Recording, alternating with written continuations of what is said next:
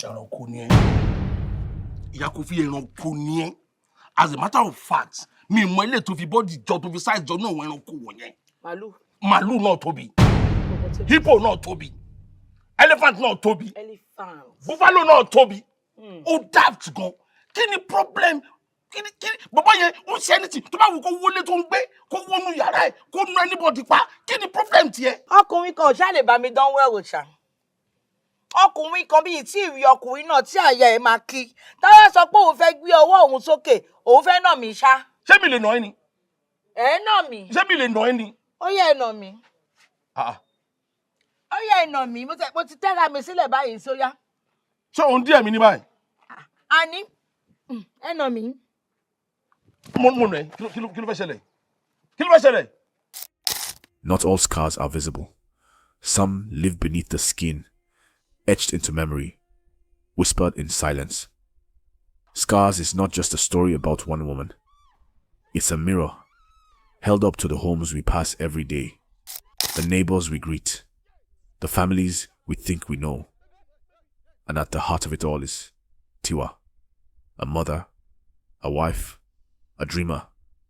She loves fiercely, sacrifices endlessly, and believes that patience and kindness can hold a family together. But what happens when love collides with cruelty? When silence becomes survival? This is not just Tiwa's journey. It's the journey of countless women whose voices are buried under fear, duty, and hope. As you watch her story unfold, ask yourself, how much can a heart endure before it finally breaks? The camera opens on a small Lagos home, bathed in afternoon light. Tiwa sits in the living room with her children, helping them with homework. Her son struggles with a math problem. "It's hard, Mom," he murmurs. Tiwa smiles warmly, stroking his hair. "You're the smartest boy in the whole world," she assures him. Her gentle tone and affectionate smile reveal the nurturing heart of a woman, juggling motherhood and her budding tailoring business. The front door swings open. Tiwa's husband, Lanre Adediwora, dressed in casual clothes, looks annoyed. "Tiwa, where's my white native attire? I told you I need it for this afternoon." Tiwa hesitates. "I soaked it. The stains were deep. I thought you'd want it clean," she explains. "I just saw it in the bathroom." He snaps. "What am I supposed to wear?" He strides across the room. Tiwa gently urges her children to their room. "Go inside," she whispers, eyes pleading. But the husband's anger intensifies. He grabs their daughter by the arm, barking that she needs to witness the consequences of disobedience. Without warning, he slaps Tiwa. Her face jerks sideways, a moment of helplessness that underscores the film's theme of domestic abuse. The children tremble in the doorway as the neighbors hear the shouting. Later, Tiwa sits with her children on the sofa. Her cheek is bruised, but she smiles weakly at her daughter. "I'm proud of you," she whispers. They cling to each other, a poignant snapshot of resilience. The screen blurs and takes us back through Tiwa's memories. Young Tiwa stands before her parents, clutching a report card. She came third out of 60 students. Her father scoffs. "Third? So those who came first have 2 heads." Her mother shakes her head. "But I'm smarter than 57 others," Tiwa pleads. Her parents mock her, dismissing her achievement. This painful memory shows that Tiwa's struggles began long before her marriage. Her parents belittled her, never offering praise. University-aged, Tiwa marches out of a lecture hall, fuming. She scored that B. Her classmate and friend runs after her. "Why are you upset?" "A B is a pass," he says. "A pass?" Tiwa replies angrily. "Those who got an A didn't have 2 heads. I stayed up all night studying." The young man shakes his head. "You're one of the smartest, most beautiful women I know. Don't let anyone make you feel less." For the first time, Tiwa hears words of affirmation. She smiles. "You're the first person who's made me feel valued," she says. He suggests they study together to boost her confidence. This friend later becomes her husband, hinting at how their relationship started as one of support. In the present, Tiwa's husband sits with a friend in a smoky bar. He confides that he has quit his job because 70,000 naira per month cannot sustain a family. "I'd rather focus on my photography," he explains bitterly. "At least then, if I'm broke, it's not because I'm killing myself for peanuts." His friend warns him against leaving his job, but the husband insists it's better than a dead bird in hand. On his way home, Tiwa's husband stops at a neighborhood shop. The shopkeeper, played by Yetunde Alabi, scolds him. "We're neighbors. We must tell each other the truth. People see you beating your wife. It's shameful," he brushes her off, but her words linger. Even the community recognizes the harm he's causing. The next morning, Tiwa wakes up excited. "One of my clients' dresses is trending online," she tells her husband. He barely reacts. "I need to visit my mother, but I have no money," he says. Tiwa immediately transfers 70,000 naira. "Give mama 30,000 naira, my sister-in-law 20,000 naira, and keep 20,000 naira for yourself," she says. He grumbles, hinting that he deserves more, and Tiwa sends him 100,000 naira so he can be satisfied.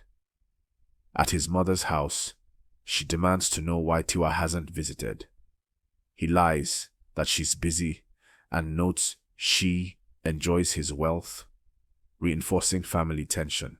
That evening, he returns home, complaining about another couple's fight. A neighbor slapped his wife, and she retaliated by calling hoodlums on him. "This isn't a place to raise our children," he says angrily. Tiwa agrees softly, still sketching dress designs. When she doesn't immediately react, he explodes. "Do you think I'm a fool?" he roars. Tiwa tries to placate him. "I agree, we should move. I'm sorry." But her apology enrages him further. He accuses her of calling him an angry man. Tiwa responds gently, "How could I? You're my gentle husband." The tension intensifies, demonstrating how quickly their conversations turn volatile. Lay glares. "Do I look gentle to you?" he sneers. Tiwa keeps her voice light, hoping to defuse the situation. He raises a hand threateningly, then stops himself. "Thank your stars I'm in a good mood today," he says, half smiling. The reprieve is temporary. Tensions remain high. Lay asks her about the conversation they had the morning with regards to getting him a job. Tiwa proudly tells Lay she has been promoting his photography business. "I talked about you two at the place today," she says, "but they already have a photographer. But I know you're better." Before she can finish, Lay interrupts. He accuses her of not supporting him and implies that she should refuse jobs if clients won't hire him too. "How will we eat if I don't work?" she asks, trying to reason with him. Lay scoffs. "You might earn the money, but I decide how it's spent. Be grateful I'm here to help you manage it."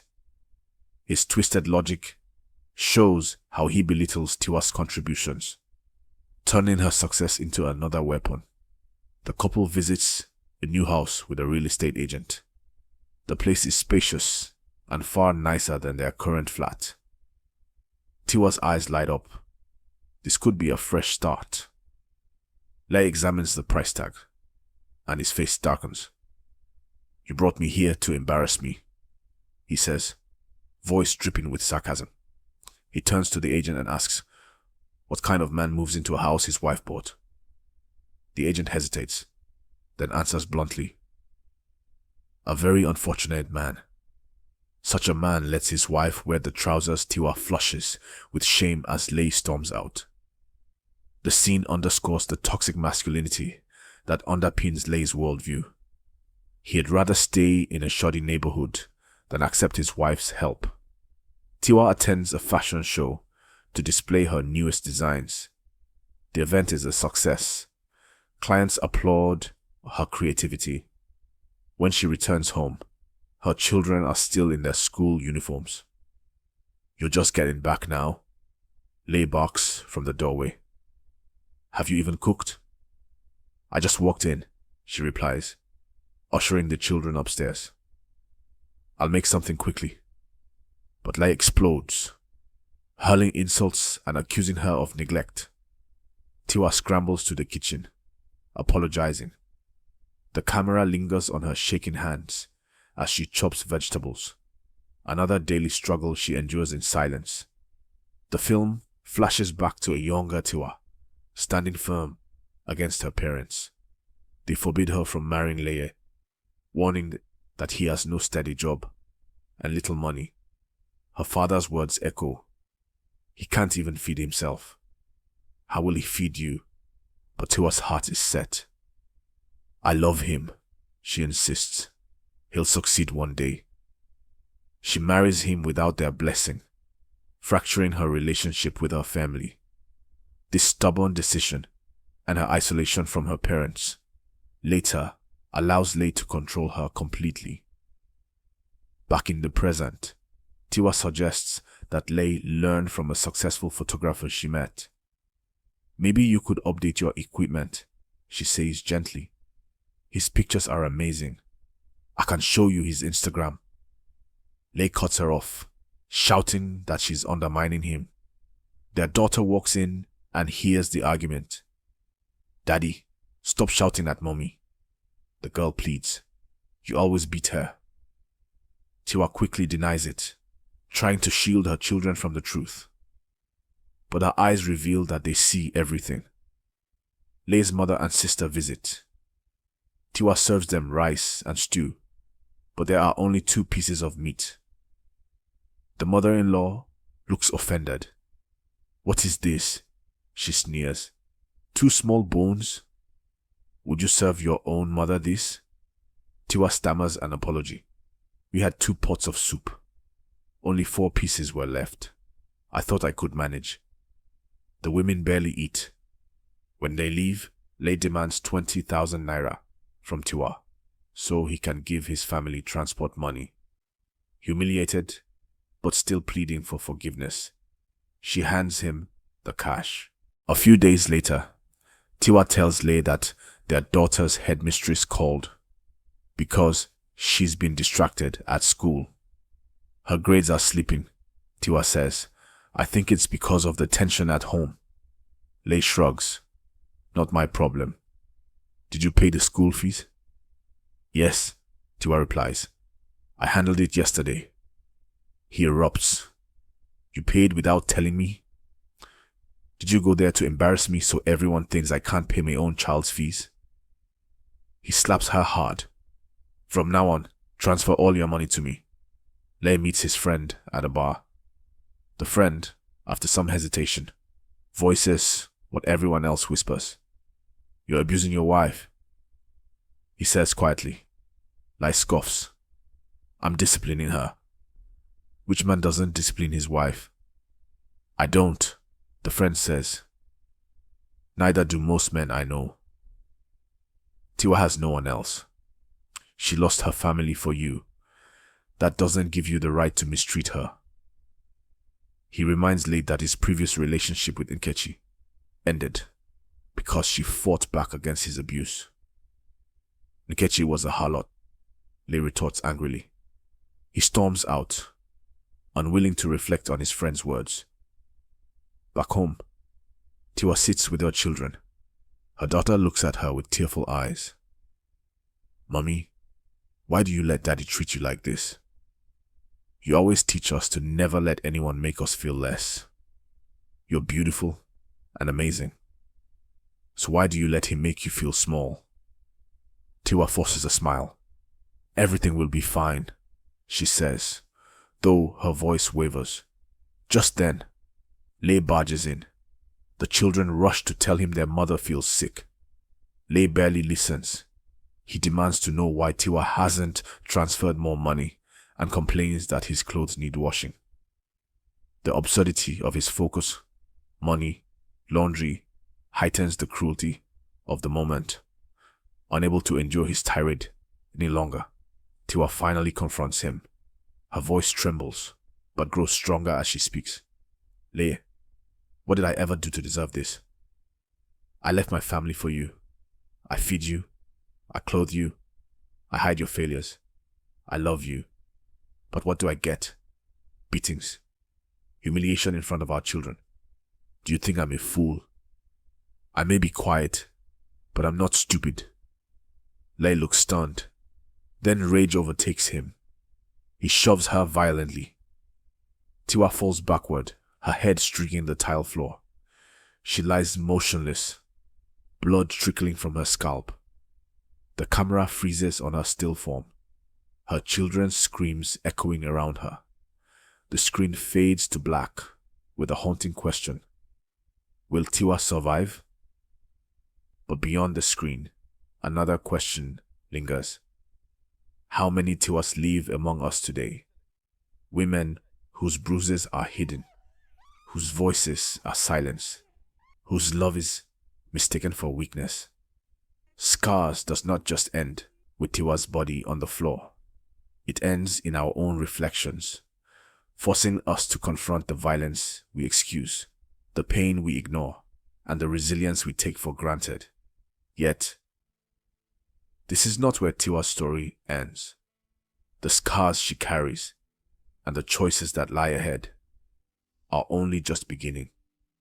Because survival is one thing, but healing, rebuilding, and finding the strength to rise again, that's another battle entirely. Scars leaves us on the edge of a storm, pointing us toward what comes next. And trust me, part 2 will not just reveal what becomes of Tiwa, but whether love, family, and freedom can ever truly be reclaimed. So I'll leave you with this. Scars may fade, but the stories behind them never do. The silence is over. The story continues, and if you don't want to miss what happens in part 2, make sure to like this video, subscribe to the channel, and turn on the notification bell. Because Tiwa's fight is far from over. Now let me ask you, if you were Tiwa, what would you do? Stay and endure, or leave and start over? Drop your thoughts in the comments. Let's talk about it.